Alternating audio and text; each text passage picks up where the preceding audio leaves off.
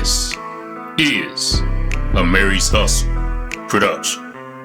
The motivation is in the name. Hey, look, I wanna see my people closer to their dreams like they guapole. No hesitation, making moves like underlay. Ain't no mic check needed, push play. Cause the revolution streaming, there's no time like today.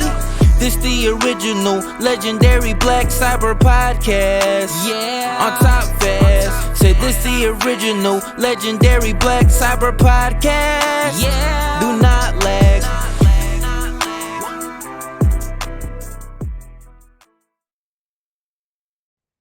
What's up, everybody? Welcome to the Blak Cyber Podcast. Let's get straight into it. The dirty little secret about cybersecurity is the title of this podcast episode. So what is the secret? Soft skills is the secret. This is not clickbait. Soft skills is absolutely the secret to how you have a successful cybersecurity career. I didn't say soft skills is the secret to how you get a job, how you get into cyber. To be clear, it is. But more importantly, I said it's the secret to how you have a successful cybersecurity career, the key to longevity and career progression. Let's level set to make sure everyone is thinking about soft skills in the same way. Investopedia.com has a passage from their article, What Are Soft Skills? Definition, Importance, and Examples, that say this. Soft skills can also be thought of as people skills. These can include good communication, interpersonal skills, leadership, problem solving, work ethic, time management, and teamwork. These are characteristics that can be carried over to any position.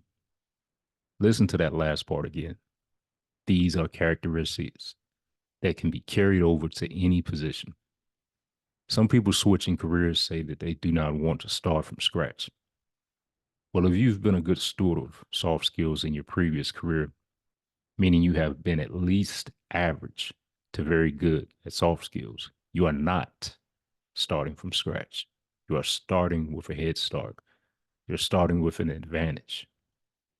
First, I want to talk about two different categories you can work in cyber that soft skills would apply to: non-technical and technical. Non-technical would be something like a GRC position, governance, risk, and compliance. Talking about that first, I'll make this really quick. To be honest, with GRC, soft skills is the position. So if you don't have soft skills, if you don't know how to talk to people, if you don't know how to write, if you don't have good office tools, skills with Word, Excel, it's going to be a hard profession to kind of excel in, because soft skills is a majority portion of the position. Moving on to technical positions. I know a lot of us want to be technical, myself included. When it comes to technical jobs, let's say you're working on a team and there are three individuals that are highly technical. You're pretty much around the same plateau. Who do you promote?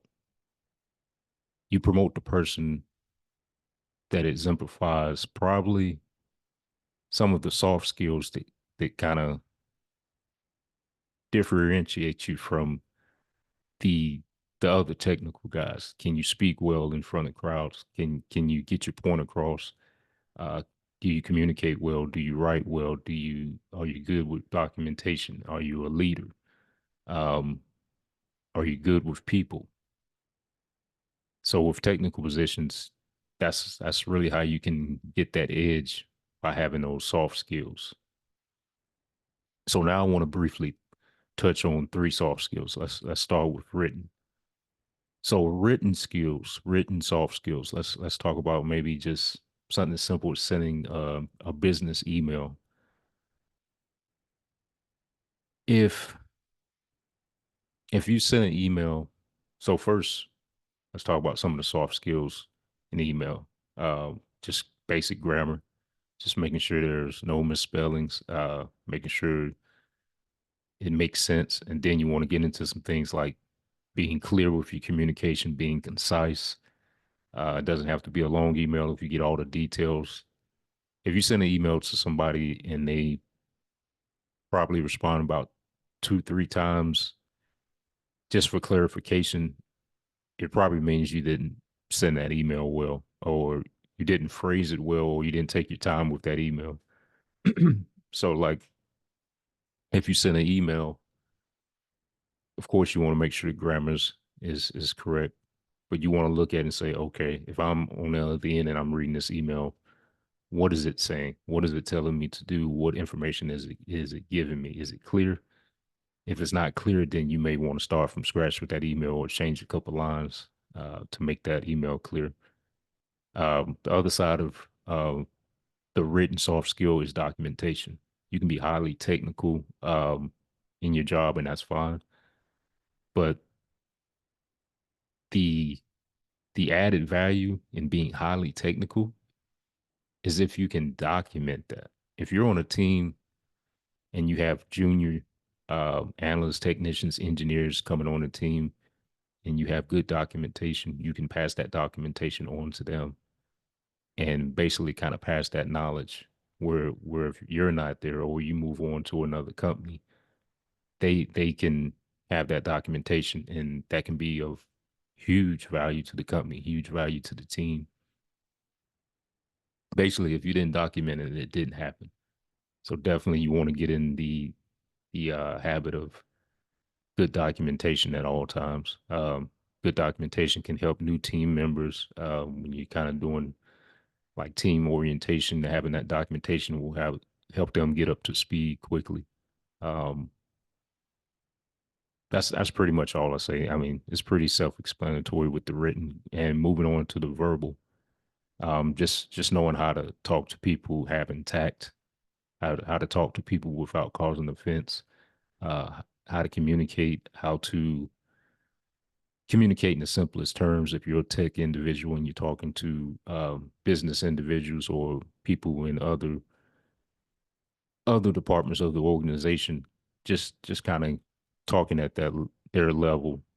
Don't talk above them, high tech talk that they don't understand.